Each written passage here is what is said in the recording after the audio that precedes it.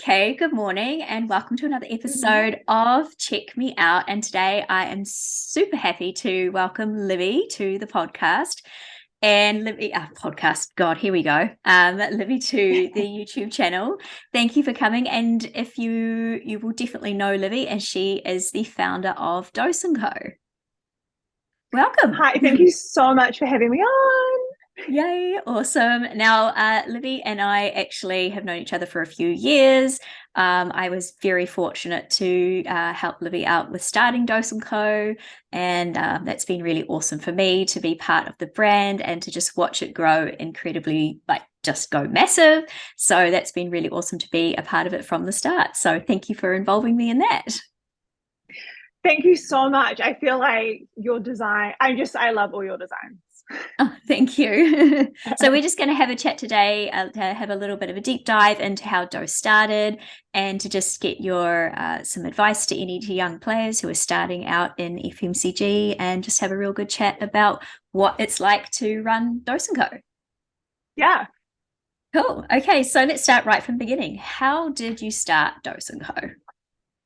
So I started Dose & Co. The brand is about 4.5 years old now, which seems crazy. So I first got the idea of starting Dose & Co. after I had my daughter 6 years ago now, and I had really bad postpartum hair loss. My hair was just falling out. It was so thin. Every time I would shower, I would have clumps falling out of my hair. Um, it was really bad. And I feel like I tried every supplement to help my hair grow back or to stop it from falling out, and nothing seemed to happen. There's so many supplements out there. And someone said, you need to try collagen. And I was like, I don't know. I feel like I've tried everything. So I started using collagen, and it not only helped with my hair health, it helped with my skin, it helped with my nails, it helped with my joints as well. So it just kind of transformed, yeah, it definitely transformed my hair, my skin, my nails. And at the time in New Zealand, there was a couple of other collagen brands that were really expensive, and I guess that's where I got the idea of creating Joss and Co, because I loved the supplement. It helped me so much, but I wanted I wanted to create a range that was affordable and accessible for everyone. I feel like, you know, other brands that are charging $100 or more for a small tub of collagen, to me, that just didn't feel right. I was like, I want to be taking this amazing supplement. So that's where I got the idea of creating Joss and Co. I also wanted to make the range, free of artificial flavors, free of artificial colors. I wanted it to be really high dose collagen, so you didn't have to take as much of it to get results. And I also wanted it to be housed in sustainable packaging. So you look at a lot of other collagen brands and they're all in plastic tubs. And again, to me, it didn't feel right to have all these, beautiful ingredients and this beautiful product in a plastic tub. So that's, I guess, where Dose & Co came about. I also wanted to, well, living in America, everyone here has creamers in their coffee. It's just an American thing. Everyone, you go to Starbucks, you get creamer in your coffee. And although creamers, they do taste good in coffee, they're usually not the best. But I did like the idea of having, you know, adding something to your coffee, and it does give it a little bit of flavor, like a vanilla creamer. So at the time, I was adding collagen to my coffee, and I got the idea. I was like, wow, why don't I make a collagen creamer? So you can add it to your coffee. It's good for you, and it tastes nice, and it doesn't have all the artificial flavors, artificial coloring, all the sugars, like all the other, creamers that were on the market. So when I launched Dose & Co, we had the collagen creamers, and they I guess the brand's kind of known for the collagen creamers. It was the first creamer in New Zealand. And even today, it's still one of our best selling products. I think also it's really important for me because when creating the range, I guess, well, when you're spending money on supplements, there's nothing worse than buying a supplement and it doesn't taste good and you can't even finish it off, right?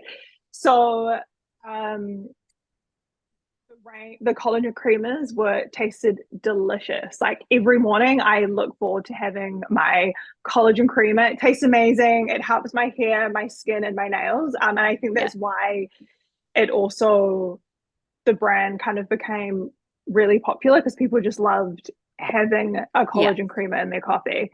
Yeah. Um, and then it's so funny because when we connected, I was thinking about creating Joss and Co. And I was like, I had an idea, and then I needed a designer. And I remember I was back in New Zealand, and I was away. I think maybe in Omaha, and I was at a fish and chip shop, and I got an ice cream. One of what's the brand? Dr. Feelgood. Yes, Dr. Feelgood. And because I am obsessed with their packaging. And I put it on my story, on my Instagram story. And I think you messaged me and you're like, I did the design. And then I was like, oh, I have to have Laura design for Johnson. I was like, this is Yeah. meant to be. Yeah. Um, so that is like, I guess how it started. That must have been almost over 5 years ago now, which Yeah, seems I would say crazy. so. Yeah. It just shows you Yeah. as well how, if there's from my perspective and for other people out there who are, who are in small business, don't be afraid to approach people Mm. if you do it in a nice way and sometimes great things can happen. So yeah. Yes. Yeah. Yeah. With Dose and Co, how many when you obviously you started, you were like, okay, right, I've got this idea. This is what I want to do. I've worked out what my unique points are with the collagen creamer. What was kind of the next step that happened? Because obviously then you had to go away and go, okay, how am I going to formulate these? And I know that you've got a nutrition background. So how many different formulas did you try before you settled, say, on the vanilla creamer, which I know is probably one of your most popular products and still is today? How many times did you try that formulation? How long did it take before you were really happy with it? It took months. And I feel like looking back then, I feel like I was so naive into thinking, well, because I have a nutrition background. We also worked with a food technologist as well to help. And I feel like I thought, okay, we'll just do one formulation and that will be it. And I tried it and I was like, okay, there's just many things I can change about this. So we maybe did 4 or 5 different formulations until we got the right one because it was the taste, it was the quality of the ingredients, where the ingredients were coming from, how they, how well they dissolved. I feel like with collagen, it's so important to have, um, not only something that tastes good, but it has to dissolve right Mm. in water or coffee. So that definitely I thought it would only be a couple of weeks to formulate it, but it took a long time Yeah. to get it right. Yeah. And I mean, when you say 4 to 5 formulations, people might go, oh, that's not many. But in reality, that is a lot. And it's over a few months, right? So people, I Yes, think, kind of expect it to just go, oh yeah, this is my product. I've made this product and that's it sort of thing. So, but no, it does take some time and it should take some time. yes, So yeah. yeah. And in the beginning, obviously, did you have any goals or visions for the brand that kind of matched where it is today, or has it just gone surpassed what you ever thought it was going to be? I think it's definitely surpassed everything I thought it would be. Because at the time, I guess I just had no idea. I definitely wanted a brand in retail in New Zealand. I definitely wanted it. Wanted it going into Australia, and America was probably the my biggest goal. Have it because I'm living here. I was like, it would be so cool to have my own brand available in America. So that was definitely my biggest goal. But it's definitely surpassed how I thought it would how I thought it would be. It just grew, especially in the first year, it grew very rapidly. Um, so yeah, Mm. yeah, I think definitely getting it into Australia and the US were my main goals for Dawson Co. Yeah, and has certainly gotten to the US into the hands of a Kardashian. So that must have been quite something a Yes. little bit overwhelming to sort of see that something that you had created in little old New Zealand was being picked up by people like Kardashian. Yeah, that was crazy. And that was still in the first year. So looking back now, yeah, the first year was like the crazy growth stage. And having Khloe Kardashian come on board was it still seems crazy to me. Yeah, I have to admit, when I saw that like she had taken it onto Ellen, and I was like, oh my gosh, not just a Kardashian, Yes, there's Ellen sitting with my I packaging know. and Libby's brand. So that was pretty cool. And Yeah. because like you say, it was such rapid growth. How, like personally, how did you find that? Was it overwhelming, or did you kind of have to sort of, step back and go, okay, this is all really happening now? What, that kind of a thing? It was definitely overwhelming. I guess because I just had no, I had goals, but I didn't know what to expect. Because when you launch a brand, you get nervous. I was nervous and I was anxious because you're like, are people even going to like this? What if no one buys it? What if people don't like um, the products? And it, the first month, um, I didn't have money for marketing. Even like the first 6 months, I didn't really have any money for marketing. And it it kind of just grew itself just because the product, people were getting such amazing results from the product, which which is a dream come true. And that's why I started the brand, because I was like, I want to, create a product that will work for me, and I want all these other women to have all these amazing benefits from it as well. So that was a dream come true. And just having, yeah, all these every day we would be sent with, incredible messages from women saying, I've had eczema for years and I've tried everything for my eczema, and I've been taking Jocelyn for 2 weeks and it's cleared my eczema. Or my hair hasn't been able to grow and now my hair is growing back thick. Or my nails always break, they're always weak, and I've been taking Jocelyn Co and now my nails are strong. So that was, to me, that was probably the best. That's the best feeling when people are not only loving your products but getting amazing results from them as well. Absolutely. And I think that that's key as well when you're running a brand, is to continue to focus on why you started the brand in the first place.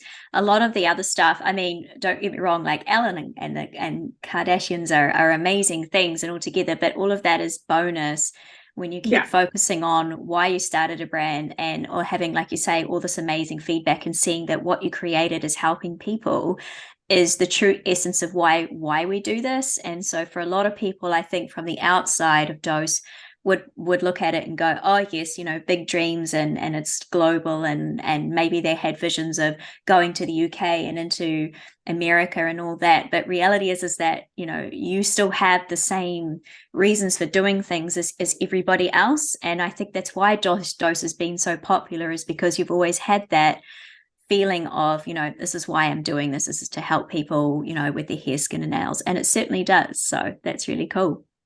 Yeah. And also, and in amongst all of this amazingly awesome chaos, you've got a family of your own. So you've got two kids, and obviously, and your husband who plays sports, so he's away a bit. What was it like, Yes. kind of trying to grow Dose in the beginning while having, your beautiful daughter and then an awesome little She son just come walked in the along? room as well. I don't know if you saw that, but she just walked into this room. Um, sorry. That's cool. So having, yeah, having children while growing a brand, it's hard. It's so hard. Being a mom is hard, and then working and being a mom is incredibly hard. I think I started Jocelyn Co when my daughter, she must have been about 2. So she was in full-time daycare, which definitely helped because I was actually able to work on this I'm able to work Monday to Friday. And then I, yeah, my son is now 2.5. So having a baby while working on a business it definitely has its challenges. Yeah, it definitely has its challenges. I guess I've just made sure I prioritize my time and make sure my husband and I are on the same page and yeah, syncing our calendars. We sync our iCalendars, and that has definitely helped when he's going away. If he's got a meeting, if I've got a meeting, when I need to work, just so we're super clear on helping each other out. Um, but yeah, it's definitely has its challenges for all working mothers. It's hard. Absolutely. I can totally sympathize with that as well. I mean, both our sons, Yeah. I think, are born pretty much on the same day. So, Yes. but yeah, so I think, and boys as well are, we'll say Yeah. no more. Boys are full on. So full on. Full on. So yeah, and I think sometimes it's hard to know whether you're balancing the business or whether you've got your mum hat on and stuff. So you're right, it's just about Yeah. priorities. And I think also what we were just talking about, if your kids get sick or if you get sick, it's just, I think, being able to just say, okay, I cannot work today, or I need to take a few days off, and just being able to accept that. I think that took me a long time. When you're running a business and if you're sick or your kid's sick, you feel like you constantly have to be, checking your emails and replying to people and still getting on calls. But I think now I've definitely realized that I just have to, accept that these things happen and, take some time off to Yeah. focus on family if needed. Yeah, awesome. Awesome. Okay. So, well, the last thing I really want to just ask is obviously there are going to be a lot of people who are starting out brands, and particularly in the health and wellness sector. Do you have any advice for anyone starting out? Yeah. So I think finding a niche and just doing that and just nailing that niche. I think, especially with healthcare products, it's quite a saturated market. So you definitely want to have something different with your brand. And I think, with Dose and Co, I think why it works so well is I looked at other brands and I was like, okay, they're super expensive. And they're not some of the brands aren't accessible, and they were low dose, some had artificial flavors, artificial colors, and they were all in plastic packaging, and I think that's where I saw a difference that I could do with Dose and Co, and I think that's definitely why it worked. Like even the branding and the packaging looks so different to a lot of the other collagen and healthcare brands. So finding a niche, finding a difference with your brand and just doing that really well. I was actually listening to a podcast the other day. They were talking about, this topic and what to do. And I found this is so true. It's, look at your competitors and read the reviews and see what the brands can improve on. And see how you can you can do better or what you can improve on as a brand. I think that's so important. Yeah. I think also the brand purpose is super important. So the driving force behind everything you do, so that impacts, your customers, your employees, and the marketplace. So having a purpose and having a why behind your brand. Yeah, awesome. I totally agree with that. Oh, Libby, thank you so much for joining us today. I really, really appreciate Thank you taking out a you. time away from your family and in the winter over there It at the was moment. nice. It was nice having a break. Oh, good. Oh, awesome. You have a lovely day and thank you so much for joining us.